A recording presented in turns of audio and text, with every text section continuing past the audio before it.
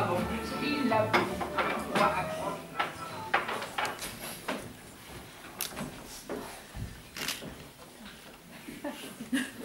Bonjour petite Françoise. Bonjour monsieur. Mon frère est venu me dire que vous désiriez me parler. Quoique que cet endroit ne soit pas digne de vous, ni de moi, ni de mon contrat. Je ne me suis pas permis de vous faire attendre, et je suis à vous. Qu'est-ce que vous buvez? Comme vous. Un Pernod, s'il vous plaît. Voilà, nous allons partir tout à l'heure. Oui, nous allons partir tout à l'heure. Vous aussi? Moi aussi. Vous comptez partir? J'ai mon billet. Déjà? Depuis ce matin, vous pouvez compter sur moi, vous me comprenez. Je regrette que vous ayez pris votre billet.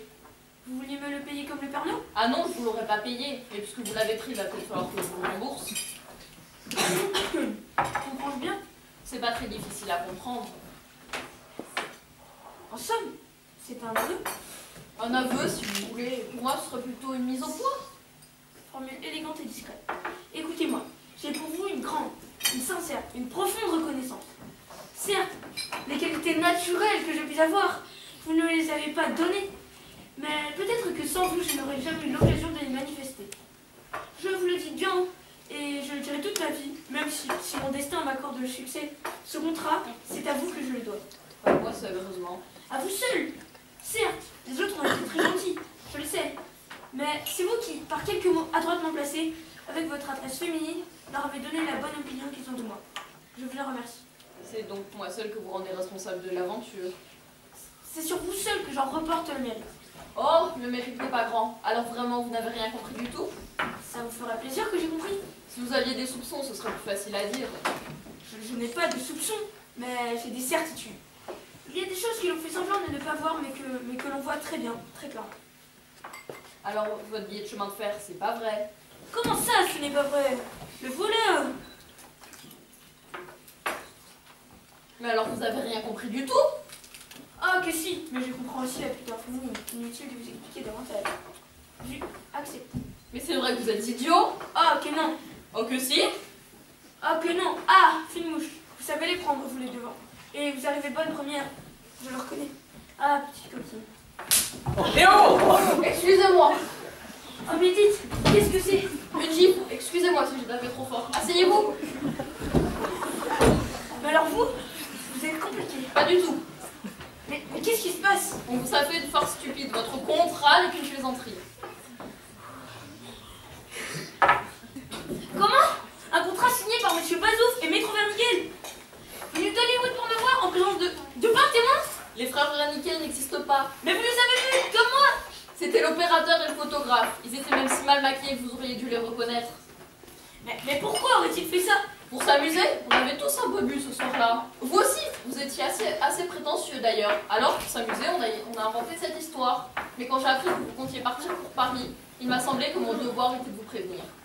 Parce que vous êtes une femme de devoir. Peut-être. Dans ce cas, comment expliqueriez-vous que mon oncle, qui ne vous connaît pas et qui ne peut être au courant de la plaisanterie, m'a dit exactement la même chose que vous? L'explication est extrêmement simple. Votre oncle a du bon sens. Tandis que moi, je n'en ai pas. Pas beaucoup. À la place, vous avez... de la poésie? Ah, merci. Mais si vous ne travaillez pas pour mon oncle, et après tout, c'est possible. Pour qui travaillez-vous? Quelle vedette ou quel groupe de vedettes vous a chargé moyennant finance d'écarter de leur chemin les jeunes natures qui prennent pour menacer leur pouvoir, leurs intérêts? Voyons, monsieur, un peu de bon sens et surtout un peu de modestie. Madame, on peut être modeste et ne pas ignorer sa valeur. Il y aurait peut-être une troisième explication. Elle est si basse que je n'osais pas l'accueillir. Laquelle? Vous êtes, si j'ai bien compris, monteuse de film. C'est-à-dire que c'est vous qui tripotez la pellicule. Vous la coupez, vous la collez, vous la rafistolez, etc., etc. Oui, etc.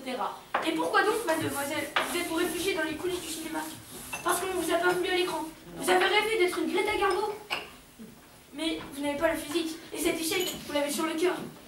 Et quand vous voyez un jeune homme particulièrement doué, j'ose le dire, qui signe un contrat miraculeux, la rage et l'envie vous soulèvent la bile et vous essayez par tous les moyens de les faire échapper à son dessein. Mais non, perfide, non, ce n'est pas si facile.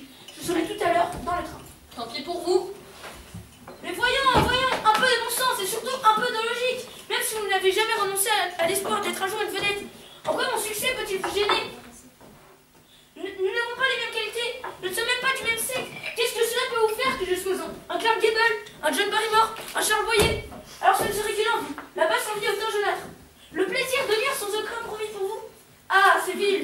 C'est pas, c'est laid, non. Ne prolongeons pas cette conversation aussi pénible qu'inutile. Je vous salue. On a eu une bonne idée de faire une blague à un fou.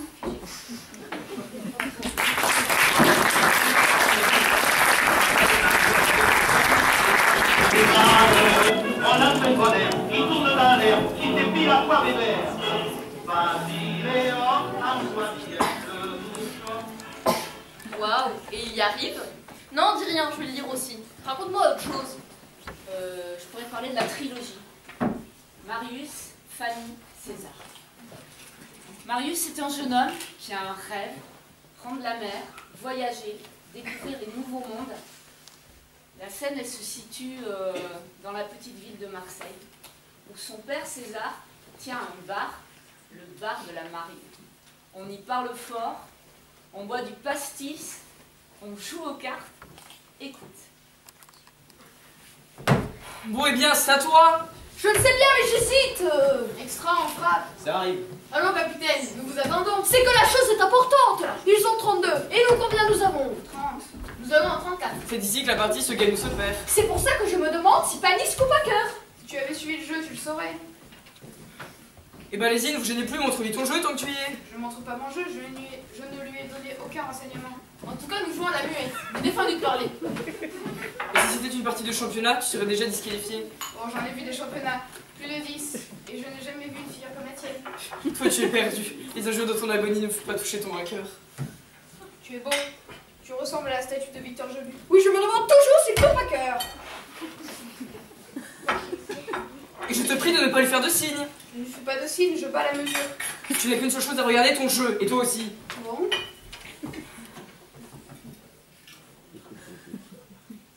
Si tu continues à faire des grimaces, je fous les cartes en l'air et je rentre chez moi. Ne vous énervez pas, ils sont cuits. Moi, je connais très bien le jeu de la manie. Et je n'hésiterais pas une seconde si j'avais la certitude que Panis coupe à cœur. Je t'ai déjà dit qu'on ne doit pas parler, même pour dire bonjour à un ami. Je dis bonjour à personne, je réfléchis. Eh bien, réfléchis en silence. Et il se font encore des signes. Monsieur Bras surveille les cartes figues, moi je surveille César. Tu te rends compte ce que tu fais là, Panis? C'est humiliant, ce n'est pas bien de ta part. Non, ce n'est pas bien. Allons César, je t'ai fait de la peine. Oui, Panis, tu me fais de la peine. Tu nous fends le cœur. Hein, ce carte figue? Allons César. Il nous fend le cœur. Ah, très bien. Est-ce que tu me prends pour un idiot? Tu as dit il nous fend le cœur, et alors il comprend que je coupe pas cœur. Tiens, les voilà tes cartes. Tricheur hypocrite, je ne joue pas avec un...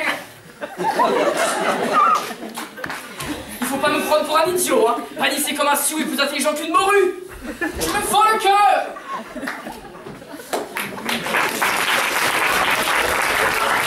une belle tapis parlue, une partie de pétale. J'adore, tu me fends le cœur. Et Marius, il fait quoi? Marius, oui, il y a bien Fanny, cette jolie marchande de coquillages.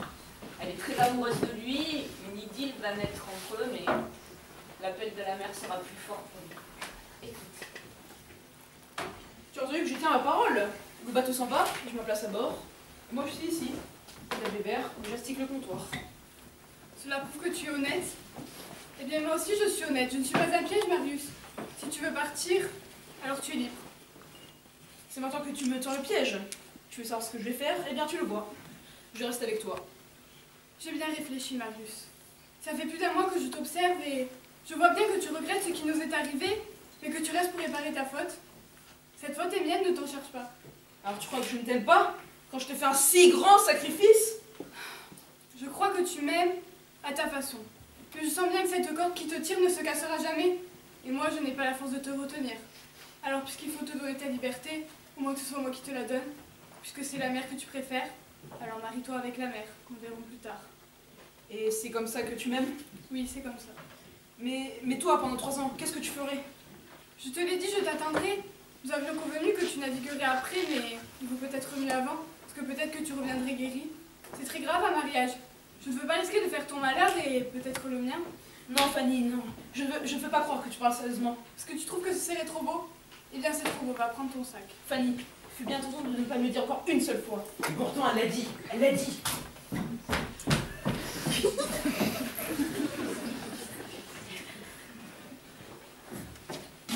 Vite, le pilotage. Je suis sûre que si je partais, tu m'oublierais. Ça te ferait bien plaisir, parce que tu m'auras oublié avant. Tu auras vu tant de choses sans moi.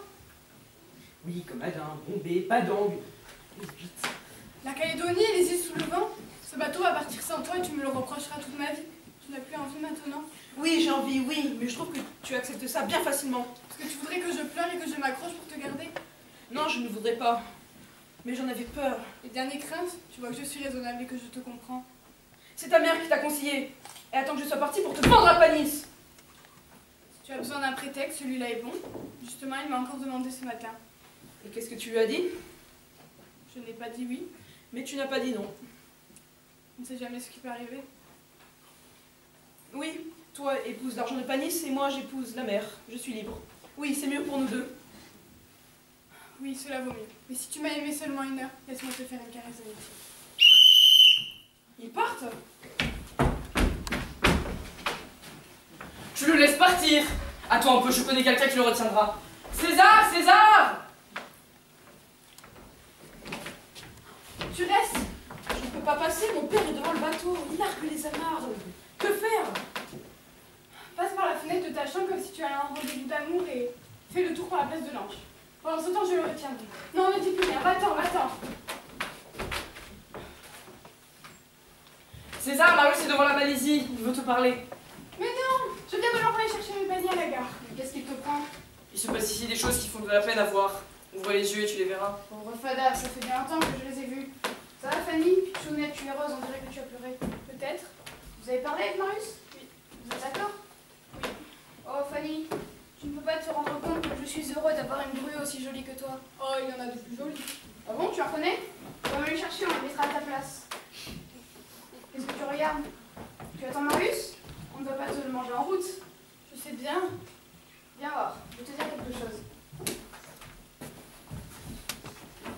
Tu sais depuis combien de temps j'y pense à ce mariage? Depuis 3 mois. 3 mois? J'y pense depuis 11 ans. 11 ans? Non, qu'est-ce que je dis? 14 ans. Tu n'étais pas plus haute qu'un pot de fleurs. Un soir, dans le bar, la mère du petit t'a pris dans tes bras et t'a dit en t'embrassant: pas vrai, Fanny, que tu seras la femme de Marius? Tout le monde riait et toi, j'ai ouvert grand les yeux et tu as dit oui. Et voilà, c'est arrivé. Viens avec moi, on va aller faire un tour au port. S'il vient des clients? Les clients, ils attendront. Donne-moi le bras. Je préférerais rester ici pour parler de choses qui nous intéressent. Mais de quoi? De l'appartement, par exemple. De l'appartement? Mais tu viens vivre ici. Je ne peux pas vivre comme une vieille bête. Tu te rends pas compte? Comme Marius part à peine 6 mois, je suis si malheureux. J'en crève. Alors j'ai un plan. Qu'est-ce que tu regardes? Occupe-toi de tes affaires, toi. D'abord, je vais prendre la chambre de Marius et vous prendrez la mienne. Le voilà qui déborde le quai. Si tu veux, dans ma chambre, je pourrais faire quelque chose de plus joyeux, de plus gai. Oui, quand on a de la place, c'est tout de suite plus facile. Et à côté de ma chambre, il y a une petite pièce pour mettre quelqu'un de petit, avec un lit tout petit. Oui, tout petit, tout petit. Fanny, Honoré, apporte-moi le rhum. Fanny, ma chérie. Suez, Adin, Bombay, Padang, Makassar.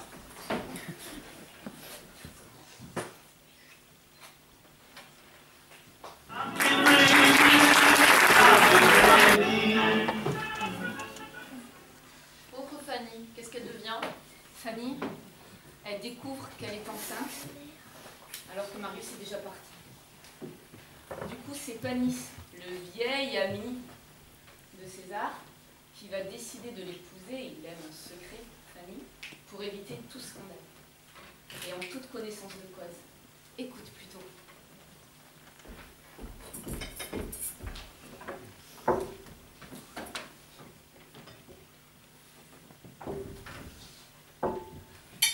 Maman, je vais avoir un enfant. Qu'est-ce que tu dis? Je vais avoir un enfant, le docteur vient de me le dire. Ah mon Dieu, c'est pas vrai, c'est pas possible! Un enfant? Va-t'en, fille malhonnête! Va-t'en, fille perdue! Si ton pauvre père était là, il te tuerait! Moi, je t'ouvre la porte. Et où veux-tu qu'elle aille? À la rue, la fille des rues! Moi, je ne veux plus te voir, tu n'es plus ma fille. Maman! Monte dans ta chambre, va faire tes paquets et file! Norine, ne dis pas des folies. Tais-toi, Norine, tais-toi. C'est encore pire que Zoé, c'est la honte sur la famille. Va-t'en vite dehors ou je te jette à coups de bâton, petite cagole. Norine! Et voilà qu'elle s'évanouit maintenant. Du vinaigre, vite.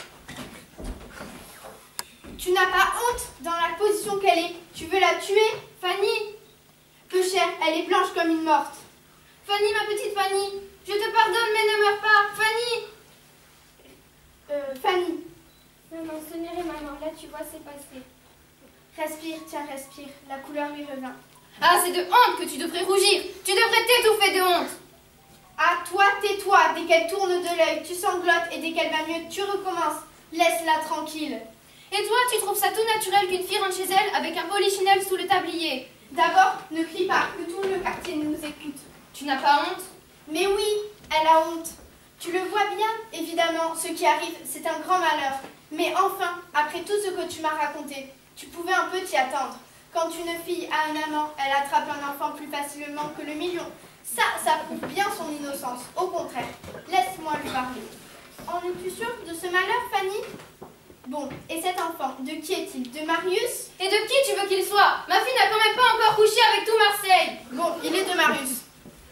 Ah, celui-là, si je le tenais. Elle a tort, elle, naturellement, c'est une enfant. Elle ne savait pas. Il a dû la tromper. Il a dû se jeter sur elle comme une bête sauvage. Oh, mais j'irai me plaindre, moi, à la justice. Au bagne, les forçats, les saligots, les assassins, les satyres. Bonne mère, que les diables de la mer lui mangent son bateau sous ses pieds, que les favues le dévorent. Celui qui a ruiné la vie de ma pauvre petite innocente, ma pauvre petite. Ah, évidemment, ça prouve bien que ce garçon n'a guère de délicatesse. Faire un enfant à une jeune fille, c'est un gros sans-gêne, mais le mal est fait et bien fait. Oui, on peut dire que c'est réussi. Mais maintenant, il faut trouver un remède, pas plus. Et oui, pas plus. Dis-moi, ma petite, maintenant, dis-moi. Depuis quand tu le sais? Depuis qu'il est parti, je me sentais malade. J'avais mal au cœur tous les matins. Je n'étais plus comme d'habitude. Oh, bonne mère. Et puis je mangeais beaucoup. Mais à table, tu ne prenais rien. Je mangeais par caprice, n'importe quand, n'importe quoi. Du pain, du chocolat, des fruits, des coquillages. Ça me prenait comme ça tout d'un coup. Et puis j'avais l'air très maigre. Et quand je me suis pesée, j'ai vu que je n'avais pas maigri. Au contraire. Mon Dieu, ça y était. Alors j'ai eu peur. Une peur horrible. J'y pensais le jour, j'y pensais la nuit. J'en pleurais tant que j'en étais saoule. J'ai même pensé à me jeter à la mer. Malheureuse, ne fais jamais ça. Va comme tu as dû souffrir de porter ton secret seul. Alors ce matin, je me suis décidée. Je suis allée voir un docteur, le docteur Venel. Ah, mon docteur, un savant celui-là. Qu'est-ce qu'il t'a dit? Que ce serait pour le mois de mars. Eh bien, un joli mois, le mois des fous. Ne pleure pas, va, ça ne sert à rien.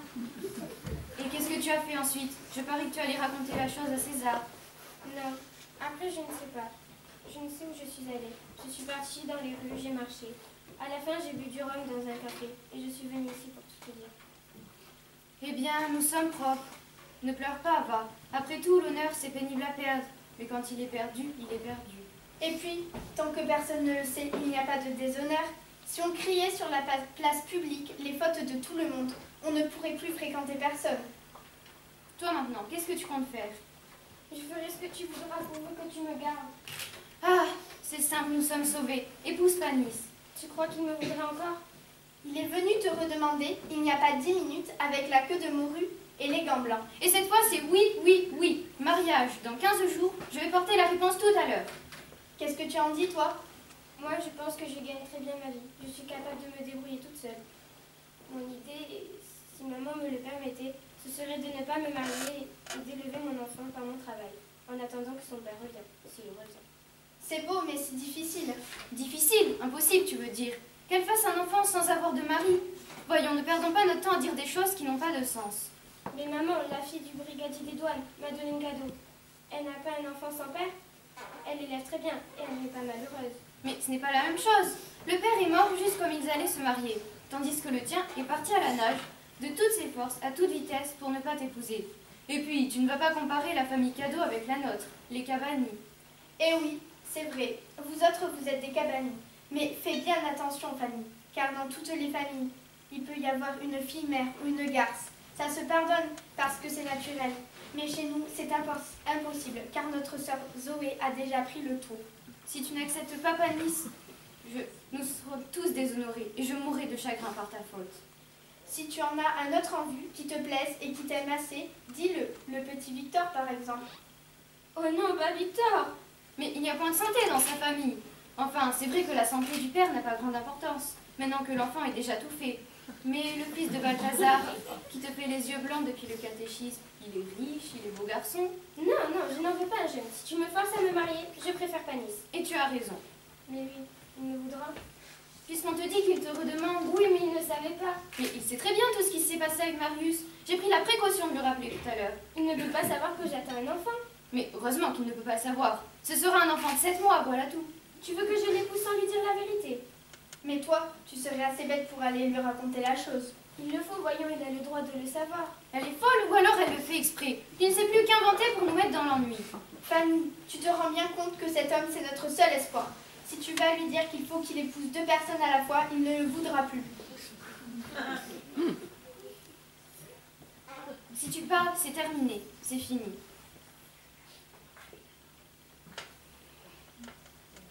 Et d'abord, pourquoi lui dire? Tu n'es même pas sûre que c'est vrai. Mais naturellement qu'elle n'en est pas sûre. Le docteur Venel me l'a dit. Mais il est gâteux, le docteur Venel, il a 60 ans.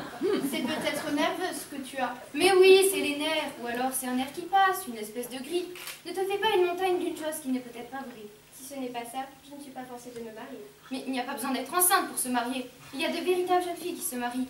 Prends Panis, puisqu'il se présente, et ne lui dis rien. Non, non, ce serait un mensonge abominable. Mais tu n'auras pas besoin de mentir, il ne te demandera jamais rien. Ah, si tu connaissais la vanité des hommes, surtout sous ce rapport, il trouvera tout naturel d'avoir un bel enfant au bout de 6 ou 7 mois de mariage. Oh, ça sûrement, et il ne sera pas le premier. Et puis, Fanny, réfléchis un peu, Panis, c'est un homme très bon, n'est-ce pas? Oui. Il faudrait que tu n'aies guère de cœur pour le priver d'une grande joie, la joie d'être père. Il le mérite bien, va. Et moi, qu'est-ce que je penserais de lui? Pendant ce temps, qu'est-ce que je penserais de moi? Non, non, je ne veux pas être malhonnête à ce point. Une femme n'est jamais malhonnête avec un homme. Si nous sommes dans cette misère, c'est un homme que nous le devons. Faisons-le payer par un homme. Mais ce n'est pas le même. Allons donc, ils sont tous pareils, ce sont tous les mêmes. Et d'ailleurs, celui-là, s'il veut t'épouser, c'est parce que tu es jeune et jolie. Ne le prends pas pour un saint. Non, non, j'ai commis une faute grave, je le sais. J'ai gâché ma vie, tant pis pour moi.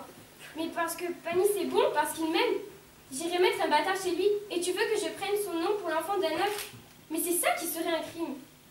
Si je faisais une chose pareille, je me croirais la dernière des dernières, une vraie fille des rues. Et c'est vous qui me proposez ça. C'est ça. Donne-nous donc des leçons de morale à présent. Tu n'as pas fait tant de chichi quand tu menais ton gigolo dans ta chambre de jeune fille et sous le portrait de ta grand-mère. Et de mentir à ta mère, ça ne te faisait rien. Va, tu es une ingrate, tu es une méchante fille, tu es... Tais-toi, Maureen. Nous n'allons pas recommencer la comédie. Tout ça, c'est horriblement tragique. Mais on peut manger quand même. Fanny, assieds-toi là. Je n'ai pas faim. Après tout ce que tu nous as dit tout à l'heure. Je dois aller remplacer Fortunette à l'inventaire. Elle y est depuis ce matin. J'y vais. Fanny!